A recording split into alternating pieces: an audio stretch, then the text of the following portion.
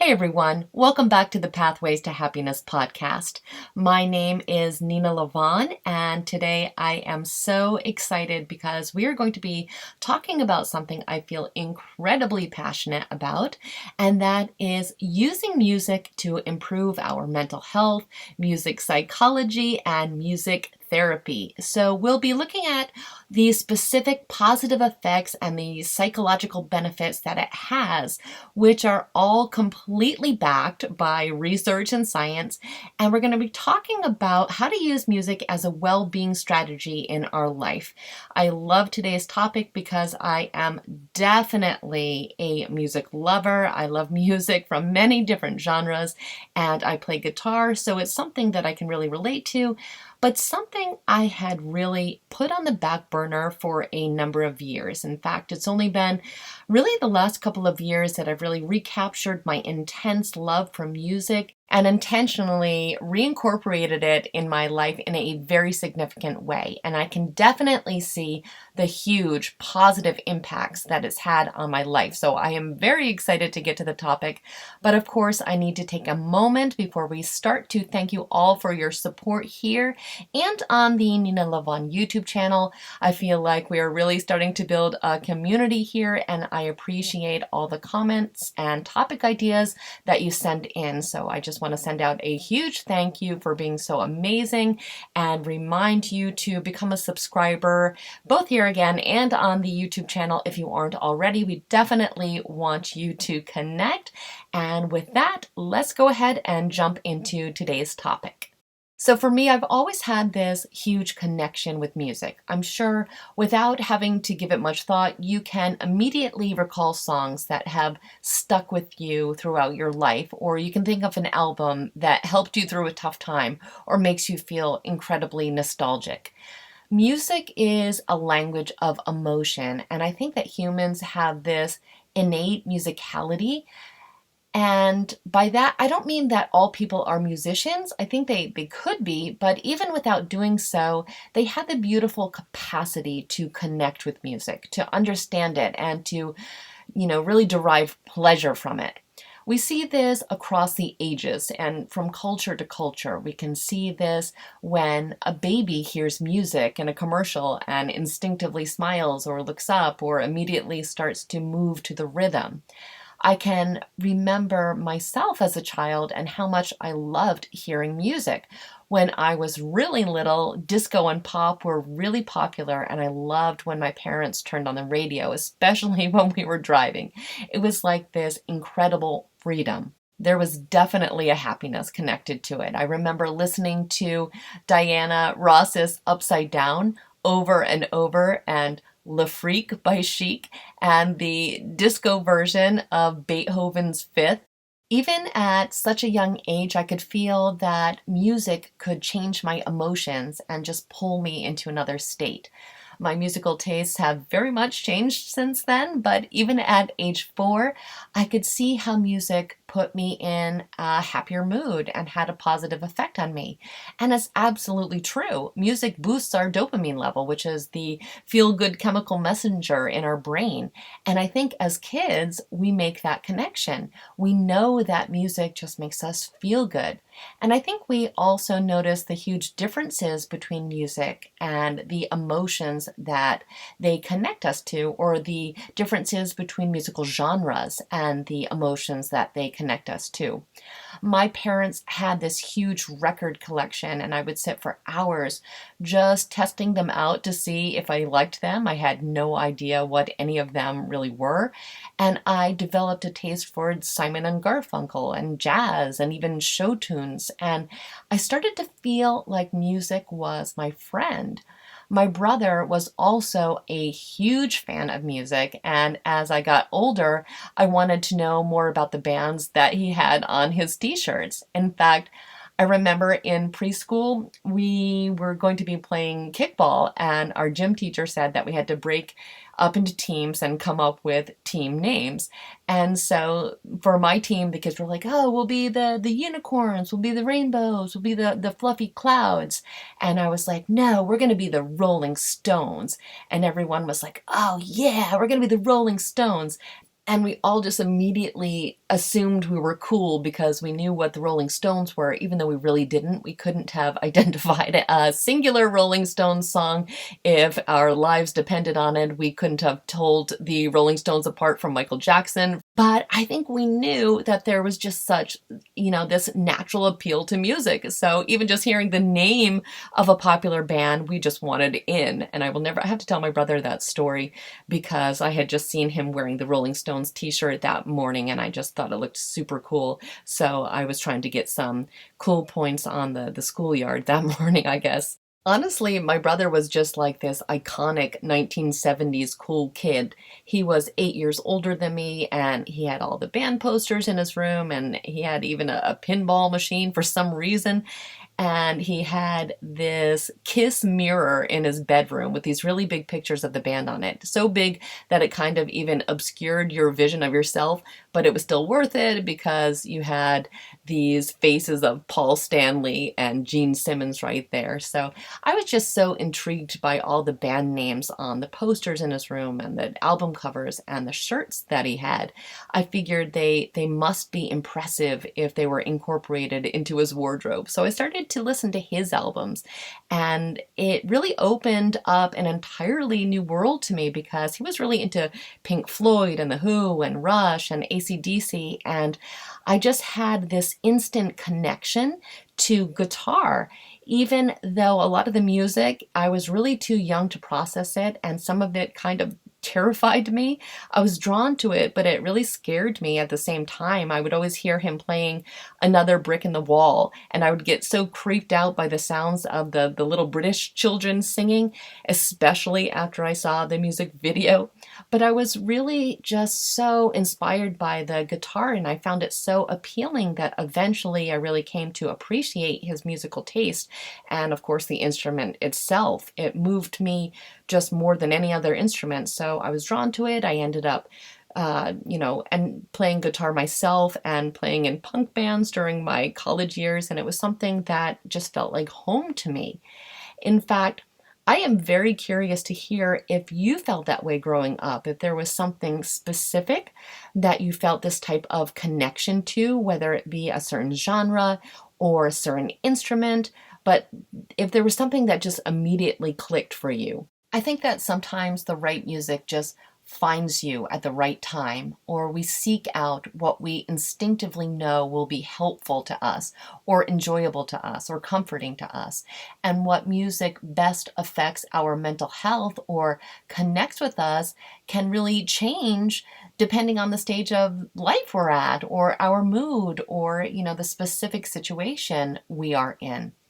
It was really strange because, like so many of us, music was just this enormous part of my identity until I went through what was definitely the most difficult and dark part of my life, which ironically was probably the time when music could have really helped me out the most.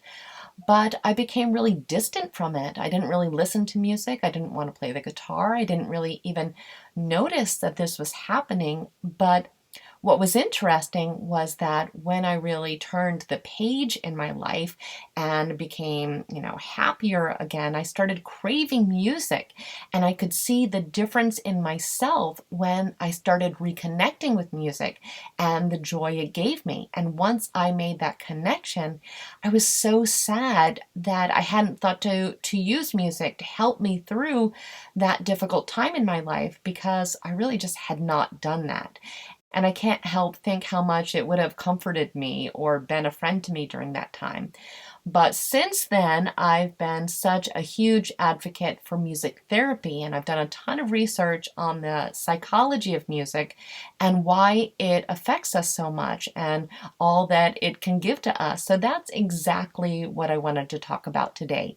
And I wanted to offer some strategies on how we can intentionally use music as a tool to improve our mental health and well-being, and a whole bunch of other fascinating things I've learned over the years about the psychological effects of music. It's fantastic because this is something they've really begun to study and something that's been found to be incredibly beneficial as a form of therapy.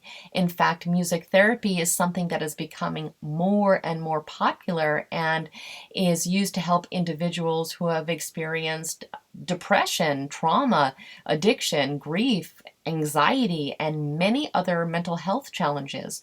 Very clear research shows that it can greatly act as a medium for processing difficult emotions and can act as a calming agent for dysregulation. In fact, many psychiatric hospitals have music therapy groups and have shown to be highly effective. And, this is something that is very real. There is a real connection between music and an improvement in mental health. And even those of us who aren't dealing with mental illness or trauma, these benefits are still available to us.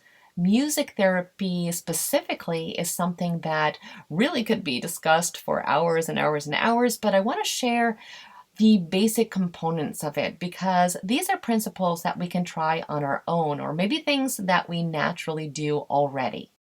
So, the four musical interventions that music therapy involves are lyric analysis, improvisational music playing, active music listening, and songwriting. So, lyric analysis is something I'm sure you do without even noticing you're doing it. But in music therapy, it is encouraged that you speak about musical lyrics or write about them and what they mean to you and how they may relate to your own experiences. This is where we might notice that specific lyrics can be applied to our own life or our own obstacles. I think that lyrics can be very validating for us. When we find artists that seem to be singing about experiences that correlate to our own life, that can be very healing and it can be a non threatening way to help us process our own emotions. This is something I know for me that I instinctively do. I think we all do. I think we hear songs sometimes and they can pull us right back to the time when those lyrics most apply to our life. And it reminds us of those times. It's really cathartic. Two of the other music therapy interventions, which are improvisation and songwriting, are ones that I feel that many people have not tried, but can be incredibly empowering. As a musician, and by a musician, I do not mean a virtuoso, just someone who plays an instrument well enough to get enjoyment from it. These are practices that could not be more meaningful for me. And I absolutely do not think you even need to be able to play an instrument well or have any true capability to do this. Even kids can bang on a drum or use a keyboard to make a melody and write lyrics for it. It is such a rewarding and positive experience and such a powerful tool for emotional expression. And I personally believe that if you do have a love of music, learning to play an instrument is truly a gift that you can give yourself that ends up being a friend to you throughout your entire life. But even without doing that, songwriting and improvisational music playing is still possible because it really doesn't matter what it sounds like. It's just for you. It's not for any kind of audience unless you want it to be. So it can be a really personal experience. And it also puts us in that flow state, which we know is directly linked to happiness. And the last intervention in music therapy is active music listening. And this is what we, again, naturally are doing when we turn on our favorite song, if we're giving it our full attention. And the great thing about this practice, I'm sure you've noticed, is that it can easily regulate our mood or amplify an emotion that we are intentionally wanting to exaggerate. So, for example, sometimes we want to hear angry music when we're having a bad day. And it can be music that's loud and aggressive, or it could just be, the lyrics that are angry. For me, the Smiths have always been a band that I can put on when I'm really not in a good mood because the lyrics are so sarcastic and dark. And for whatever reason, it instantly puts me in a better mood because it's playing with the emotions that I'm already feeling. I have a lot of clients who love to listen to sad music when they are sad. Now, that's definitely not me. I don't enjoy sad music at all, but that's good to know also. It's great to have an awareness of how music affects you because it's such an emotional experience. For me, I've never enjoyed sad music, and sad music genuinely makes me feel terrible. It makes me feel horrible. Whereas for someone else, for many other people, it helps them to listen to music that matches their mood, that they feel relates to how they are feeling. I prefer to use music to alter my mood, but it just depends on what you personally find most comforting. In music therapy, the therapist will often start by playing music that matches the current mood of the client, and then we'll slowly start to shift it to something more uplifting. So that's a technique that you can try. That's a technique that we can definitely use on ourselves. And if you are interested, by the way, in learning more about music therapy, I think one of the best resources is the website musictherapy.org. This is kind of the hub for the American Music Therapy Association, and you can find a ton of really fascinating information there, and it can also direct you to a bunch of other resources and references. So definitely check that out, especially if music therapy is not something you are already familiar with, because you'll just find a wealth of information there. I also wanted to touch upon some of the other psychological benefits of music because we are learning so much more about how music goes way beyond just being entertainment. So, we already know how powerfully music can influence our feelings and our behaviors and our thoughts, and how it can help us cope with stress, but it can also help us become more self aware. In fact, what music we are gravitating to can provide insight into different aspects of our personality, even parts of us that we've never really let come up to the surface before. So it can be incredibly insightful to pay attention to the music that you are drawn to at different stages in your life. In fact, you can probably learn a lot about your past self by really diving deep and analyzing some of the music that you've loved over the years and asking yourself why you think you liked it so much and what you think that really says about who you were at that time or what you were going through.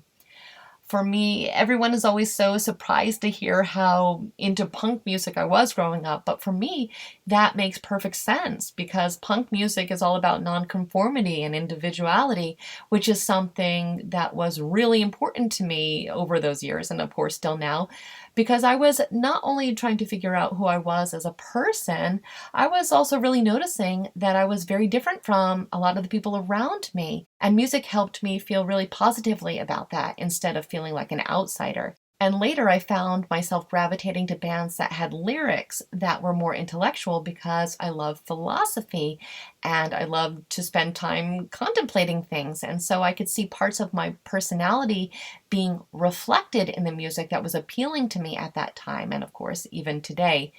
And so I definitely invite you, if you've never done this, to start a music journal or at least take time to think about all the music that was, or has been really meaningful to you over the years, and then figure out what needs it was fulfilling for you or why you identified with it so much. It can really be eye-opening and can again just say so much about who we are and all the things we've gone through over the years. And I feel that in some way music stays with us. It's like a little piece of who we are and what has been important to us over the years. And if you want to take it a step further, go ahead and make that music journal. You can even write down new music you find that you like and ask yourself why it's speaking to you right now. It's just such a fantastic tool to really get to know ourselves a little better and to help us to understand ourselves and maybe uncover some things that we aren't directly thinking about. Sometimes when we see something on the page, it just gives us these deep realizations. So let me know if you end up trying this.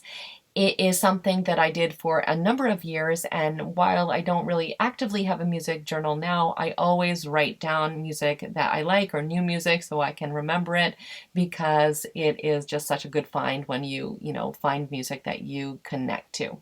There are also so many other ways that music can help us. It can improve our cognitive performance, believe it or not, and it's been shown to have benefits for our memory. I'm always amazed at people who can write or read while they listen to music. For me, I can only listen to music. I can't do music and do much of anything else, maybe clean the house, but that's about it. But some people can actually listen to music and do something creative at the same time. I definitely don't have that ability, especially if something has lyrics, because my mind will start thinking about those lyrics. But a lot of people can do it, and again, it has a lot of memory enhancement benefits, especially classical music, I have heard. So that's something that you can try as well. Music can also help manage pain. I find the studies on this to be incredibly interesting, and another indication that music therapy can be beneficial in many capacities. But they've done research on participants that are post-surgery or that have specific medical conditions, and they've found there to be a significant reduction in feelings of pain, even for those who experience chronic pain. We also have seen great evidence that it helps with anxiety, stress, depression, which we touched on earlier. And I think something that is interesting is that the results on these studies were even more significant when the patients were allowed to select their own music. Actually, I'm not that surprised to hear that, because I think that if you are listening to music you don't like, that would probably bother you even more, because music is just so personal. But if you want to really study this research, there was a great study kind of recently by Dr. David Lewis Hodgson of Mind Lab International, and he found that instrumental, classical, and ambient music can dramatically reduce anxiety. So it can reduce anxiety by up to 65% according to this study. So that's something that you can look up. So I find it amazing that music can not only help reduce these very negative symptoms, but can also reduce physical pain. Something else that you've probably noticed already is that music can also improve motivation. So when we are running or working out, we notice that when we're listening to music, we're able to go faster or go longer. And there's a good reason for this. This is something that is research based. Again, we know concretely that music really can enhance motivation for sure, especially when we are listening to music that is fast paced. It can motivate us to work out even harder. Music also improves performance, it improves endurance, and it improves relaxation, which is something probably that you definitely know already. So I think we all love the experience of coming home and just listening to music at the end of the day. And it just is a way to ground us and to relax us and release our tension. And if this is something you haven't done in a while, definitely do this. Take time for yourself to just sit down, especially in the dark, and just put in your earbuds and listen to great music. When I went through that time that I didn't really listen to music, I hadn't done that, taken that time to just listen to music and do nothing else in well over a year. I took like a year off from doing that. So now that is probably my absolute favorite thing to do, is just to allow myself that time. And it relaxes me and energizes me at the same time. So if you haven't done that in a while, indulge yourself, give yourself that experience, because it will definitely, reconnect you with music, and you'll be able to see those positive mental health benefits right away.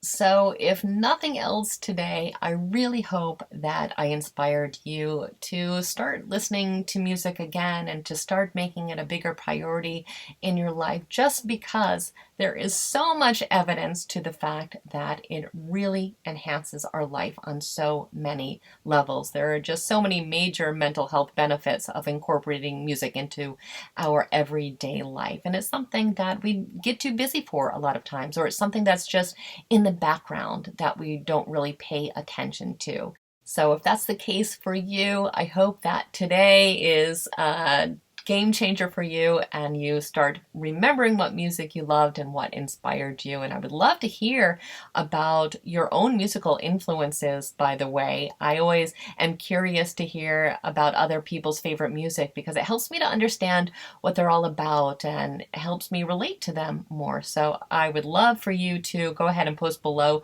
your musical influences or what genre you like, or what artists really inspire you. I find that to be incredibly interesting.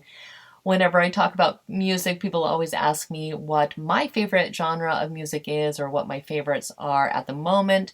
So I'll share, but it really is kind of all over the place. I recently found an old iPod that I've been missing for a couple years, and it's really the full spectrum there. It's everything from the Hamilton soundtrack to 80s metal to Celtic music, you name it, is probably on there. I definitely favor older music right now, mainly because I can't find a lot of music currently that I really identify with, but I'm working on that because I know it must be out there somewhere. I tend to like music that's guitar based. I really like rock music. I really like folk music, especially if it's acoustic guitar heavy. I like a lot of world music. I like a lot of alternative music. I don't really have a favorite artist, but I would say that at least 3 out of my top 10 favorite songs of all time are by a band called Rush. But I think the late 80s and the 90s, the music of that time is probably my favorite. But of course, it all depends on the mood I'm in. People always also ask me what type of guitar I play. I have 3 guitars, but really my absolute favorite is a custom Fender Stratocaster. It has a lot, I have an emotional connection to it because it is something that I spent a whole summer earning the money to buy, and they had to make it. So I waited for months and months and months for it. It's this beautiful pink champagne pink sparkly Fender Strat, and I love it. I don't think I could ever get rid of it. So that's probably my favorite one. I would love to hear if you are a musician as well. And if you aren't a musician, what instrument you would like to play or wish you played, because I really think that it's never, ever, ever too late to start playing an instrument. And you can find very low cost instruments that, people are always, rotating them around and selling them, very inexpensively. So just wanted to encourage you in case that's something that's always been in the back of your mind. But if not, just listening to music can completely change our life. So as always, I want to thank you so much for taking the time to listen to the podcast today. Keep those questions coming. If you have something specific you'd like to ask about or a topic you'd like to be addressed, you can email me at nina.lavonne@gmail.com, and that's spelled nena.lavonne at gmail.com. And you can also find me on Twitter, and my Twitter handle is at Nina Lavonne. So again, thank you so much for spending time with me today. I hope the rest of your day is extraordinary, and I look forward to talking to you next time. Have a great day, guys. Take care.